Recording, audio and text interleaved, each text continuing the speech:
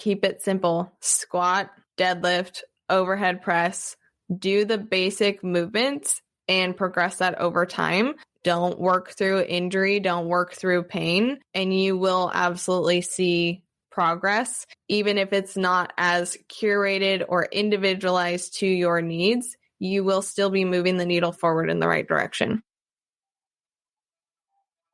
Welcome to the Wits and Weights podcast.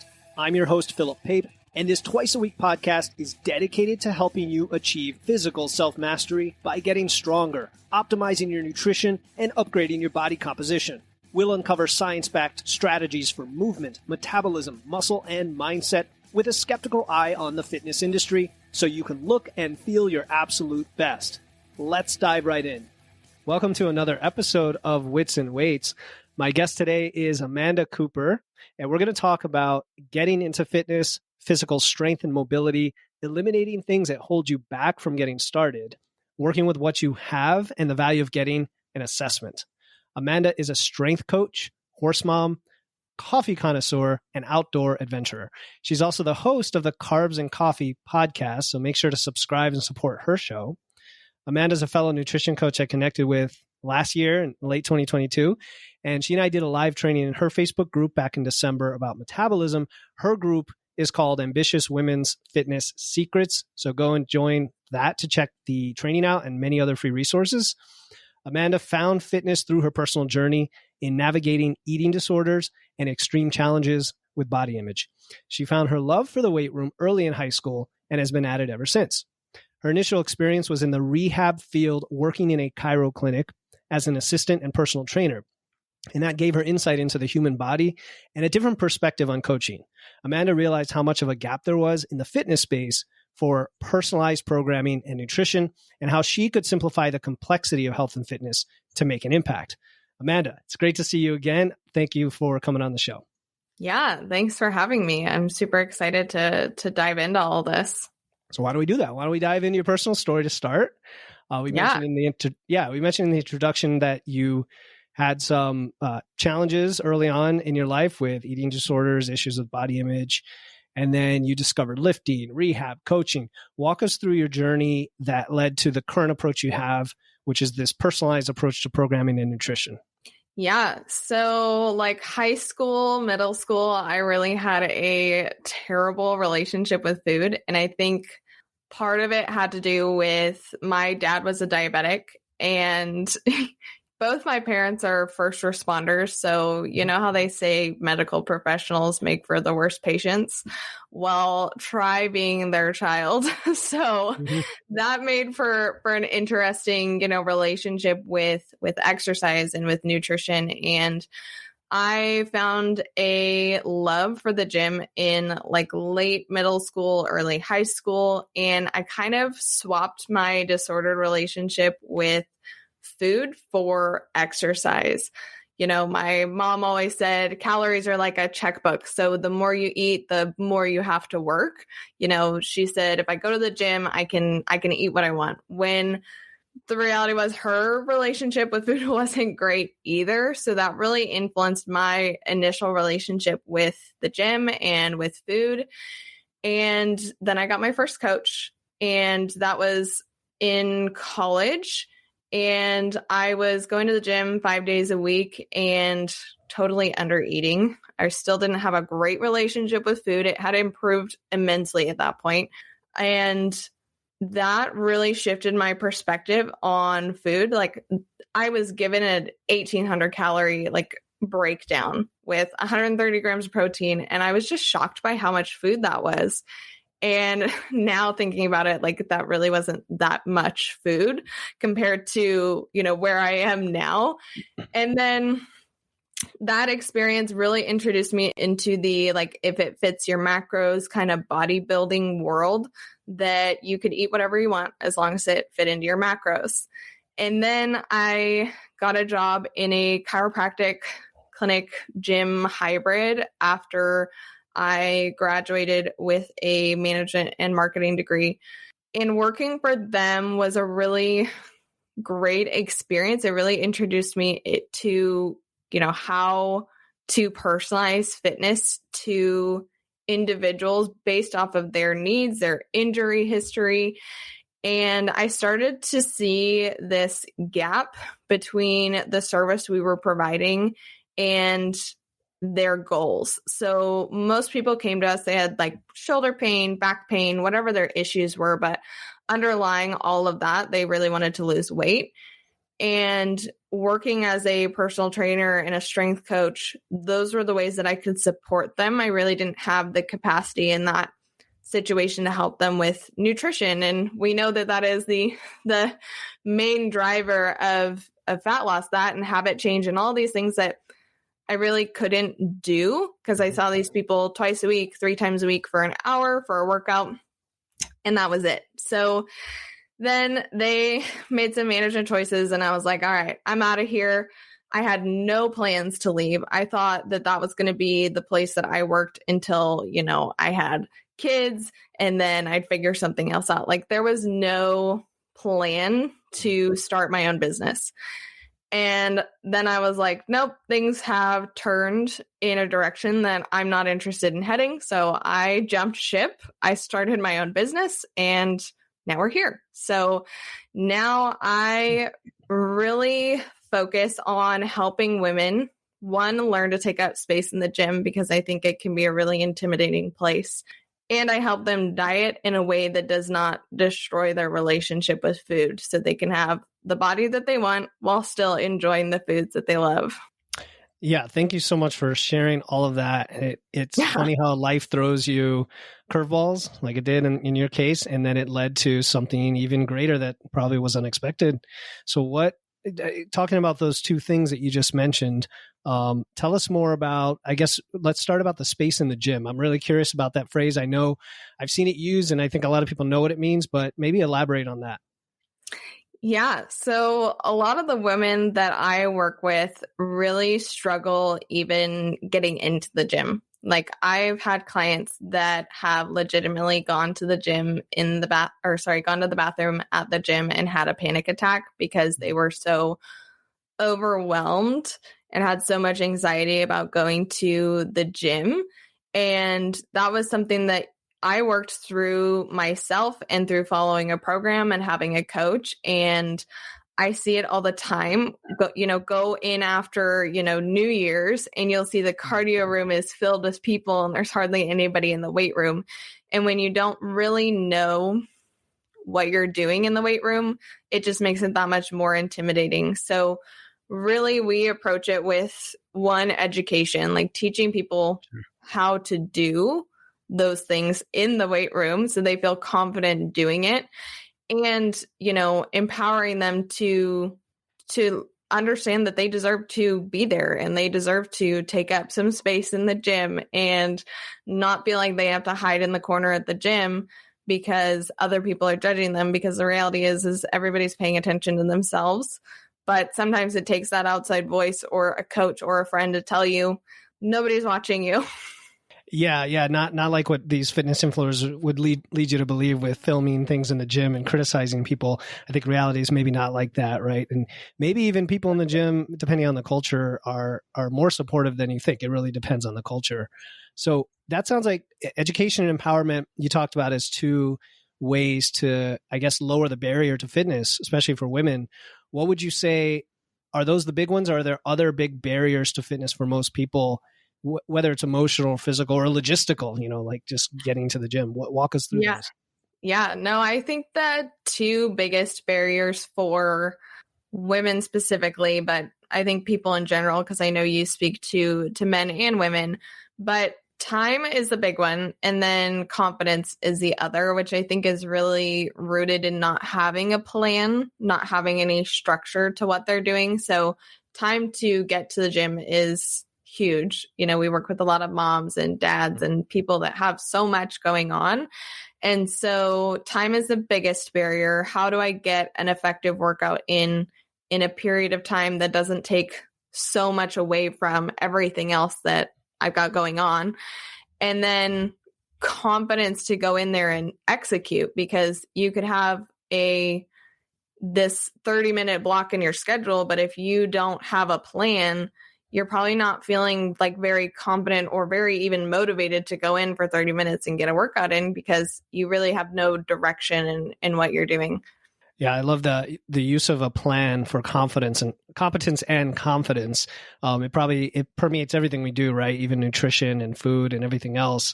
But at the same time, you're telling us it'll solve a significant problem with time because you know what you're doing, right? You have exactly your sets, reps, whatever. What about, you mentioned session length as being important. Do you talk about having a home gym versus commuting to the gym, things like that? Yeah, absolutely. I think having a home gym is not reasonable for everyone. Mm-hmm. And I think having, some dumbbells and maybe some bands could go a really long way for a lot of people. And, I tell clients when they sign up, if they've got, 15-pound, 20-pound dumbbells, we can work with that for a while. Eventually, you're going to outgrow that and you're going to want to either invest in additional weights or a membership at a gym. And luckily, a lot of the women I work with, there's a Planet Fitness around somewhere. So that costs them, $10 or $12 a month, and they can do that reasonably and not have to drop hundreds of dollars on gym equipment. If you can invest in a home gym, I think it's a great option for a lot of people.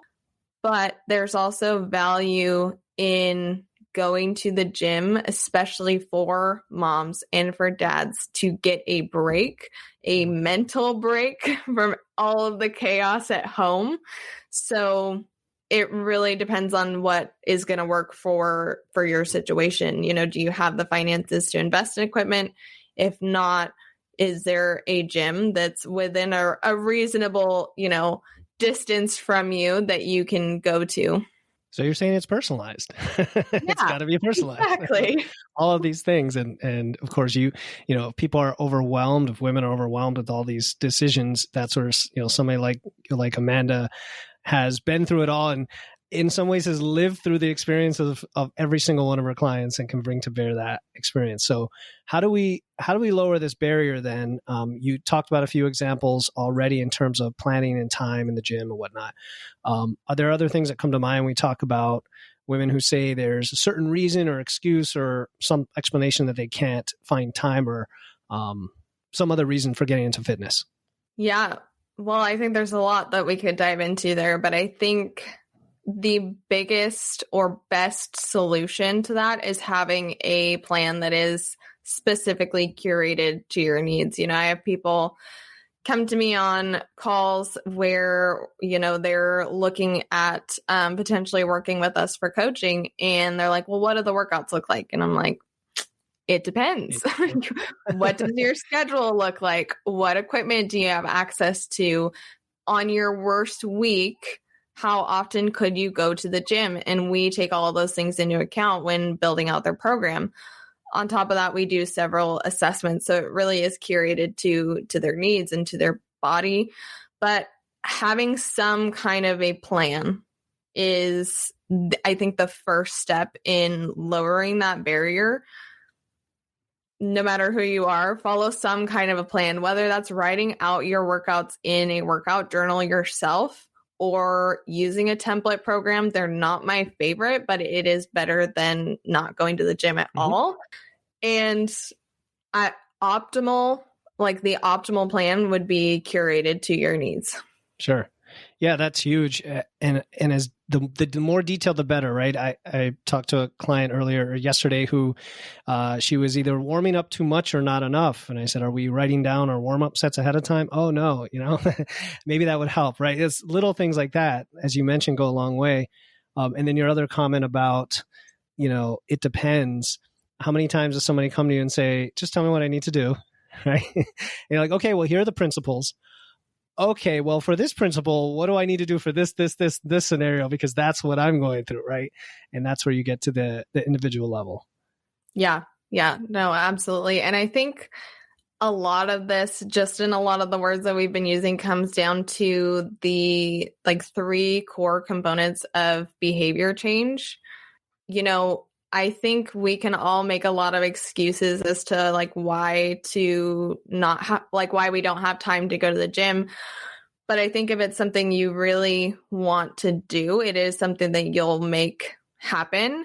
And I really liked that you said, just tell me what to do, because I hear that all the time.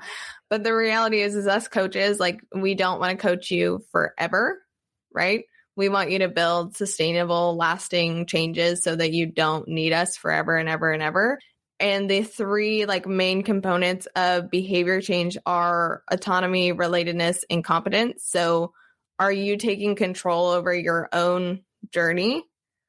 And are you plugged into a community? And do you understand like why you're doing what you're doing? Those are the three main things that are going to drive your motivation and that are going to keep you consistently working towards these things when you don't want to, you know? Cool. So that I'm taking notes here, that autonomy, relatedness, and competence. Yeah. Arc. That's the arc of your story in being successful. Got it. Yes. It's actually pulled from the self-determination theory, which is basically the theory of motivation. And I could really dive into this right now, but I really think that a lot of coaches come out and say, you know, discipline is more important than motivation. And I really think that that is not accurate at all. It's the kind of motivation that you have that really matters. And if you have these three core components in place, those should be the drivers of your long-term behavior change. Got it. Yeah, I've also heard it said that, people think we always need the motivation to take action. And I think you've already alluded to the fact that we just need to have a plan and take that action. And maybe that will produce the results that then give us more motivation. And it's tied into these principles. So I like the, I've always liked the quote, don't let perfect be the enemy of the good, I think is what it is. You know what I'm trying to say? Don't let perfection be the enemy of the good, or doing something's better than nothing. So I've heard some of that in what you've been saying. How do you apply that approach to exercise and training? Hey listeners, this is Philip Pape, and I'm excited to announce our upcoming totally free 21-day challenge starting December 1st. It's called the Wits and Weights No Diet Holiday Body Recomp Challenge. This challenge is about learning how to achieve body recomposition. That's building muscle and losing fat at the same time without dieting or restriction throughout the holidays. I'll be giving you free videos, guides, and personalized coaching in a private group chat to help you enjoy the holidays while being satisfied and guilt-free. The kickoff call is Friday, November 17, and the link to enroll is in the show notes. No matter what episode you are listening to, don't worry. If you're hearing this after November 17, you can still register and get access to the replay and resources before the challenge starts on December 1st. Again, to join the Wits and Weights No Diet Holiday Body Recomp Challenge to build muscle and lose fat without dieting through the holidays, click the link in my show notes. Now back to the episode. Yeah. So the first thing that we look at is, what are you capable of doing and what do you have the time and the capacity for? So we're looking at things like your schedule, your equipment. Are you going to a gym? Are you not? And we're also going to look at your body. So we're going to look at your joint mobility. We're going to look at your baseline strength so that we can build a program that meets you where you're at. So we're looking at your squat, your deadlift, your push-ups, so that we're not giving you exercises that you physically cannot do. Yeah. And do you have personal trainers on staff? Or are you a personal trainer, Amanda? Yeah. So I'm a personal trainer, strength coach. The list goes on, but yes, we do it all. And what is your thought or opinion or philosophy, I should say, on strength training and resistance training with nutrition? Where they kind of meet. What is your philosophy on that? Yeah, I think it's funny. I put a poll in my Facebook group the other day about, which is more important, diet or exercise. And I didn't specify for weight loss at all. So it was really interesting to see everybody's response. But I think both are really valuable for one reason or another. So nutrition obviously is going to drive really your response to training. So training is going to really influence your body composition. It's also going to influence your decision making. So exercise has been shown to actually influence your hunger hormones for one, so hunger cues, and it's also influencing your ability to exercise self-control. So they really go hand in hand in so many different ways that your nutrition might be perfect, but if you're not resistance training, you're probably never going to look, quote unquote toned.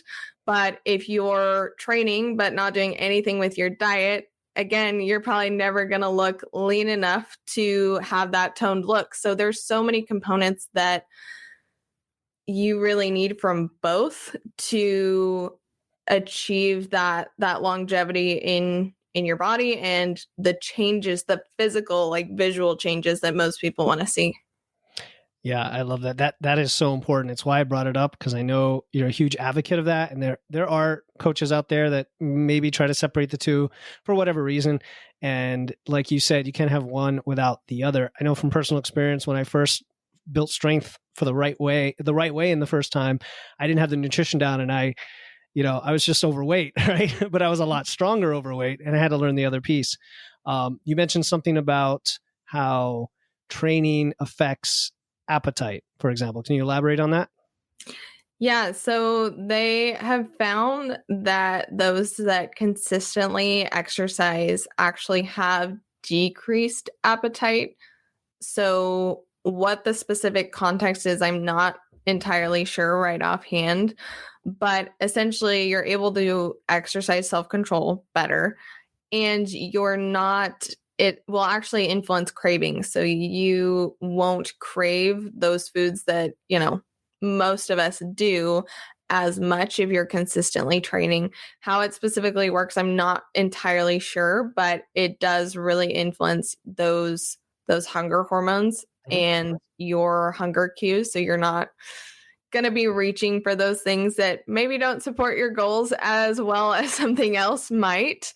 Does that answer your question? Yeah, it does. I think, and it makes a lot of sense if people are listening, just especially if you're in a fat loss phase, just movement and training can actually stave off the hunger. I think that's awesome. And all of these things seem to help each other. Like it's hard to find a scenario where one sabotages the other in any way. And so what you said is makes a lot of sense. What if, going back to you talked about capability and capacity. So from the capacity standpoint, what if you don't have access to a gym, like a nicely equipped gym or a fancy training program? I know we talked about a home gym, but what are some alternatives or creative or effective ways to still improve your health and physique? Yeah, so I think the first one's walking. And I know you talk about that one a lot. I talk about that one a lot. Walking is probably one of the best things that you could do for your health, especially. And if I could only give someone one exercise to do, it would be walking. Cool. But in terms of, doing something without a home gym, there's a lot that you can do that would still fall under the umbrella of resistance training at home. If you're a mom, grab your kid's backpack, fill it with some, canned soup and do some squats and do some rows. And, it's one of those, like, you can still make your environment work for you if it's something that you really want to do. Yeah, go back to 2020 and look at all the creative ways. Yeah. We went to Home Depot to find, because they were one of the stores that were open, right? Yeah. to build your own Seriously. gym. Yeah. Cool. Hey, this is Philip, and I hope you're enjoying this episode of Wits and Weights. If you're finding value in the content and want to stay up to date with all our latest episodes, be sure to hit the follow button on your favorite podcast platform. By following, you'll get notified whenever a new episode comes out, and you won't miss out on knowledge and strategies to level up your health and fitness. All right, let's get back to the episode. It sounds like a lot of this is predicated on the idea that we talked about people tend to make excuses, but that there's like an antidote to that in having a plan that's individualized toward you and that you can take control of your situation. So how do you deal with people who, once they understand that, still find ways to sabotage their progress or make excuses or, keep falling off the wagon and have trouble with consistency? Yeah. Well, one of the first things that I tell people that come to me and say, hey, I'm just one of those people that keeps falling off the wagon. Like I start a program and I stick with it for 6 to 8 weeks and then I fall off the wagon. I say, the same person that's always falling off the wagon is the same person always getting back on the wagon. So there's a little mindset tweak that can really impact people that are really struggling with that. I'm this person that falls off the wagon. No, maybe identify yourself as resilient. I'm the person that keeps getting back on. And then bringing it back to that self-determination theory, it's really the theory of motivation. And motivation is important. Like not the amount of motivation that you have, but the kind of motivation that you have. And there's a whole continuum of extrinsic and intrinsic motivation and the different kinds that you can have. But what's most important is finding what things within your health and fitness journey and within exercise and within changing your diet are actually psychologically fulfilling. They're adding value to your life and you are feeling fulfilled through doing it and you're finding joy through doing it. That is the core component of intrinsic motivation. And if you don't have that and you don't understand what that is, then you probably will keep falling off the wagon because it's not rooted in your needs and what's going to fulfill you. Psychologically fulfilling. So there's a lot you mentioned there, and I'm learning myself. This is good stuff. The idea that you can. So at first I thought you were going to talk about relabeling or identifying your future self or your aspirational identity. I've heard it called, but you put a twist on it. That's, hey, there are things about your personality or the way you've done things in the past that you can now turn into strengths, right? If you always get back on the wagon, then you're resilient. So Of course you're just going to keep going and going and going. Let's use that. I think that's awesome. And people who are listening to maybe inventory those strengths. Most people know themselves better than anyone else, right? And inventorying those strengths and then take advantage of those. Awesome. Absolutely. Dropping some truth bombs here, Amanda. Good stuff. All right. So I want to talk about your assessment process a little bit more. Yeah. You mentioned your metabolic and physical strength, mobility. What does that look like for someone working with you? Or can someone even maybe do this on their own? Yeah. So the big thing that we do is to kick off somebody's program is a metabolic assessment. So we're looking at stress, sleep, how much food they're taking in. Most women that we work with are not eating nearly enough food consistently. And so that's the first thing that we look at because I think nutrition really is going to support the rest of the process. And so we look at that first, and then we go into their strength and mobility assessment. So we're looking at things like, can you reach your arm overhead? Like if you pulled your arm up, straight up overhead, can you see your ear in front of your arm? If not, you probably don't have great upper body mobility. Either your shoulders are limited or your thoracic spine is limited. So we're looking at all these things. We're looking at your cat-cow. We're seeing how your spine moves in segments. So does it move pretty well? Is it pretty stiff? And we're also taking into account, do you work a desk job? Because that's going to influence those things. So we're looking at your squat. We're looking at your deadlift, your push-up, and we're giving you very basic exercises to do. So it's going to be like a goblet squat or a kettlebell deadlift. So something you can do with a kettlebell or a dumbbell, and then body weight exercises. So we can evaluate just your motor control. So your ability to actually control your joints and control your body through these movements, your core stability.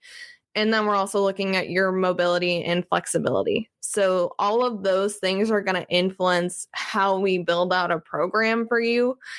If you are somebody that maybe doesn't have good shoulder mobility, you can't reach your arm overhead, we're going to give you exercises, one, to work on that, improve your spinal mobility, improve your shoulder mobility. And maybe instead of giving you an overhead press, we're going to give you an incline bench press because you're still able to get close to that overhead motion without compromising your mobility. Yeah. So a couple of things. How do you actually do the assessment on the strength since you're an online coach? Yeah. So we have an entire library of exercises and assessment videos that I've done in my studio gym on how to do them, what you should feel, what you shouldn't feel, how to set them up. All of our videos go into detail on whatever the specific exercise is. So we send clients, it's basically laid out as a workout would be on their app.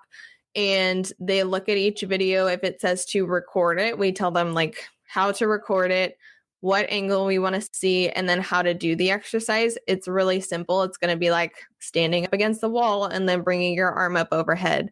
Okay. And then we're also going to have you lie on the floor and bring your arm up overhead so we can kind of get an idea of your mobility as well as your flexibility, which could be a whole other tangent. Sure. But we're looking at the videos that you send us to build out that program. So that's how we go through that process.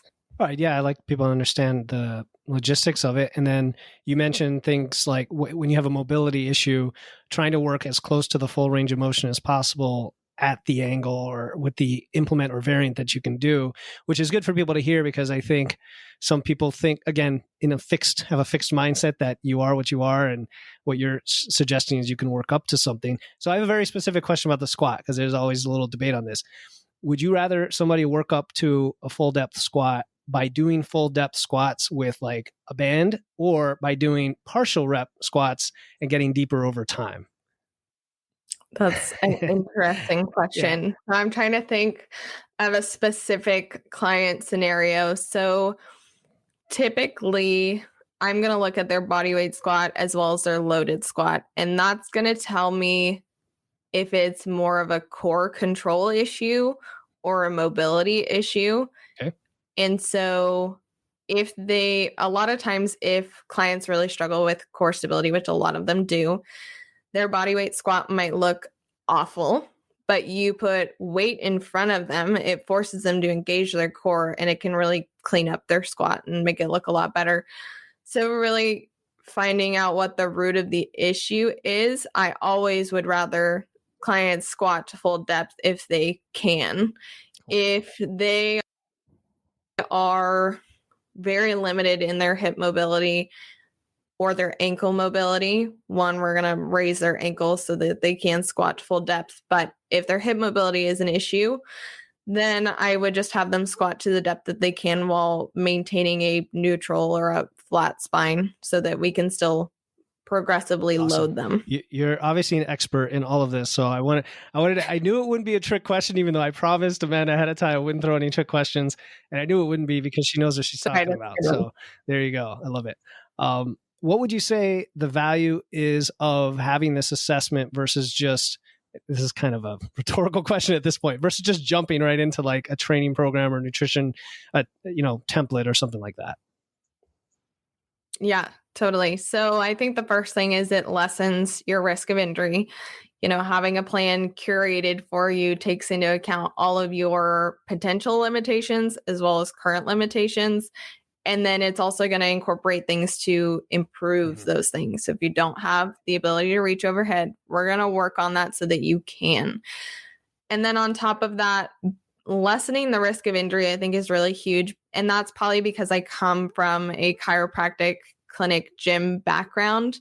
But 90%, if not all of the clients that I see, have some kind of history with low back pain, shoulder pain, knee pain, you name it, or they've tried Beachbody or some other template program and gotten hurt doing it.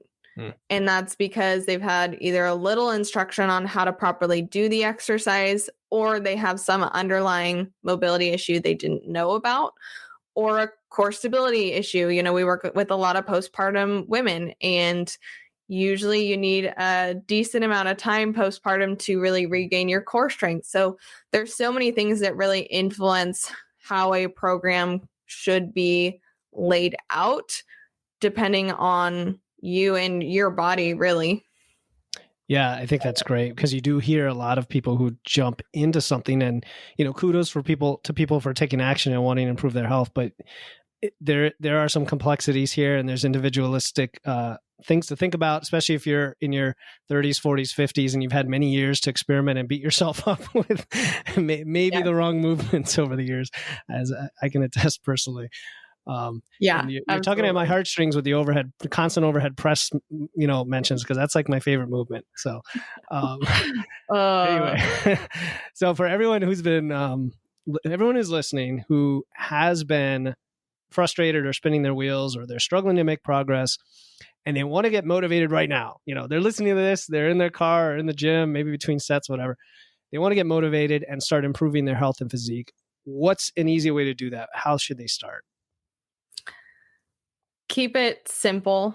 I think, even myself and what we do, we can really overcomplicate things and tell you, you need a curated plan and all of these specifics. And while there's a lot of value in that, I think getting your body moving is better than nothing. And like I said, keep it simple. Squat, deadlift, overhead press, do the basic movements and progress that over time. Don't work through injury, don't work through pain, and you will absolutely see progress. Even if it's not as curated or individualized to your needs, you will still be moving the needle forward in the right direction. Cool. Yeah, I like how you said keep it simple, move, and then as part of keeping it simple, doing squat, deadlift, and press. I really appreciate that, Amanda, because, people make the excuses like, oh, these are so complicated, but they're so fundamental movements and will go so far in everything you do. So awesome. All right. I like to ask this of all my guests, just in case you've been listening to my podcast, maybe not.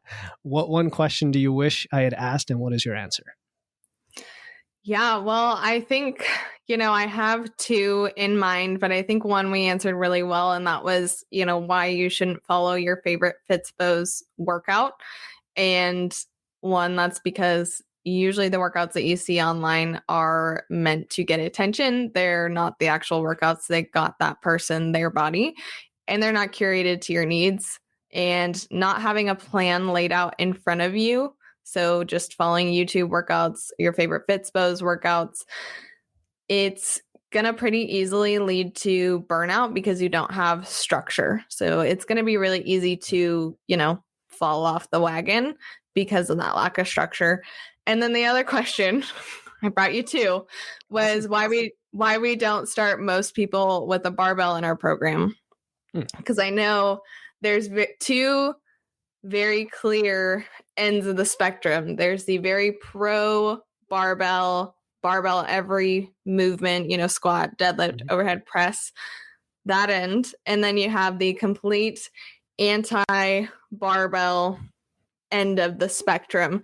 And I think I come from more of that end of the spectrum because of my background, but that's not where I sit in my philosophy with my clients. I think I sit somewhere right in the middle. But most of our clients, I think it comes back to that gym intimidation. The idea of picking up a barbell or dropping a barbell. I've had clients tell me just that sound is like intimidating to them. So taking that into account and then taking into account their mobility and the way that their body moves, most of the time we don't start with a barbell deadlift and a barbell back squat or front squat or a barbell overhead press. We start with more simple, while I think compound movements are simple, they're still intimidating for a lot of people.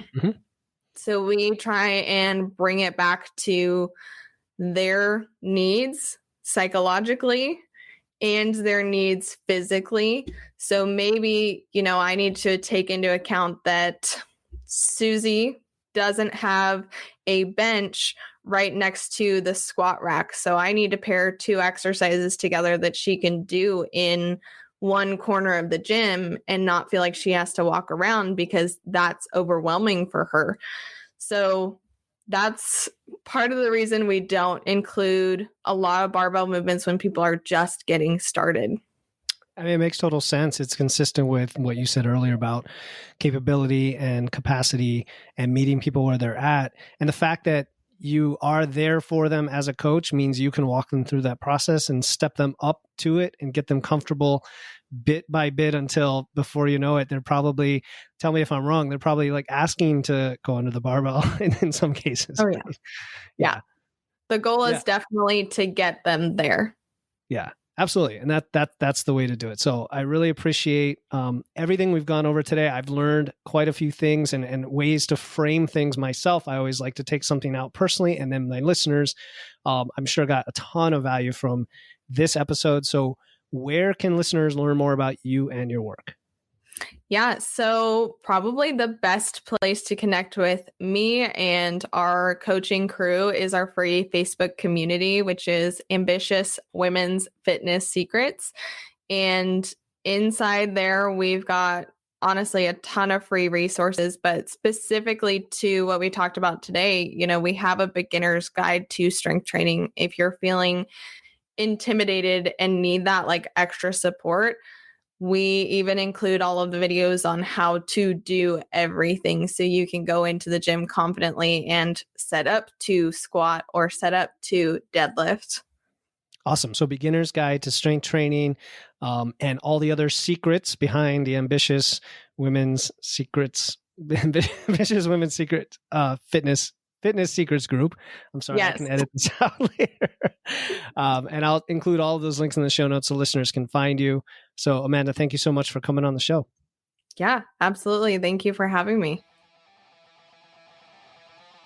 If you've been inspired by today's interview and are ready to take action and build momentum on your health and fitness journey, just schedule a free 30-minute nutrition momentum call with me using the link in my show notes. I promise not to sell or pitch you on anything, but I will help you gain some perspective and guidance so we can get you on the right track toward looking and feeling your best.